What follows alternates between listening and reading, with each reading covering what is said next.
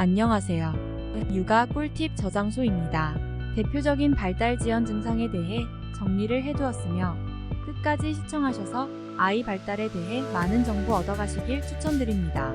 언어 발달 지연, 말을 못하거나 말이 늦게 나오는 경우, 소리를 내지 않는 경우 등이 있습니다. 6개월 수에 따라 의심할 만한 증상은 다음과 같습니다.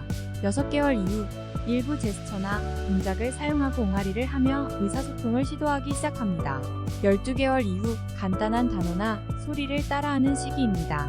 18개월 이후 몇 가지 단어를 조합하여 사용하고 의사소통을 위해 제스처를 사용하기도 합니다.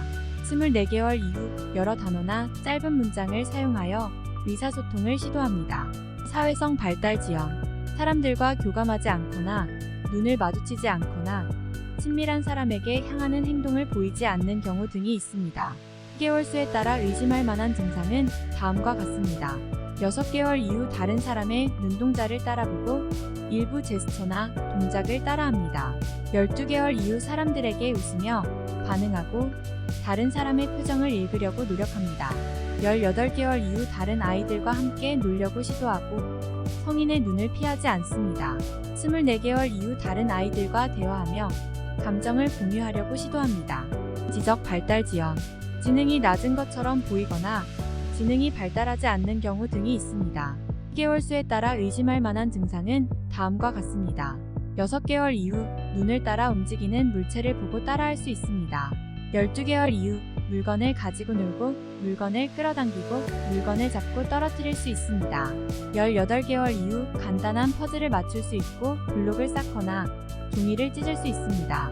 24개월 이후 간단한 말을 하고 동물의 소리나 자동차 소리를 구별할 수 있습니다.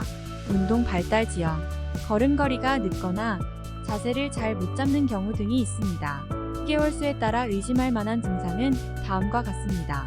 6개월 이후 머리를 들 수 있고 엎드려 있는 상태에서 팔과 다리를 움직일 수 있습니다. 12개월 이후 앉아 있을 수 있고 기어 다닐 수 있습니다. 18개월 이후 아이 스스로 걸을 수 있고 몸의 균형 감각이 발달하는 시기입니다. 24개월 이후 아이는 스스로 뛸 수 있고 공을 차거나 던질 수 있습니다. 감각 발달 지연, 손으로 물건을 잡지 못하거나 물체를 인식하지 못하는 경우 등이 있습니다. 6개월 수에 따라 의심할 만한 증상은 다음과 같습니다. 3개월 이후 소리에 반응하고 얼굴을 인식할 수 있습니다.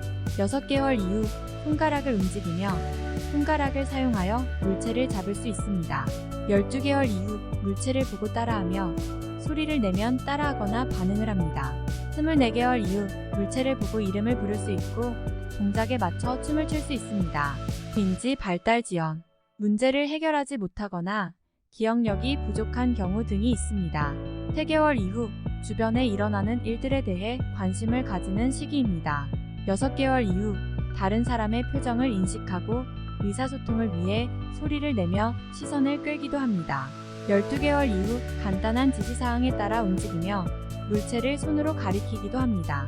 24개월 이후 색깔, 모양, 크기 등의 기본 개념을 이해하고 논리적으로 생각하기도 합니다. 발달 단계는 개인에 따라 다를 수 있으며 의심이 되는 경우 아이의 상황을 감안하여 전문가와 상담하는 것이 좋습니다. 여러분의 아이의 건강한 발달과 행복을 응원합니다. 많은 육아 정보가 필요하시다면 구독과 좋아요 부탁드립니다. 감사합니다.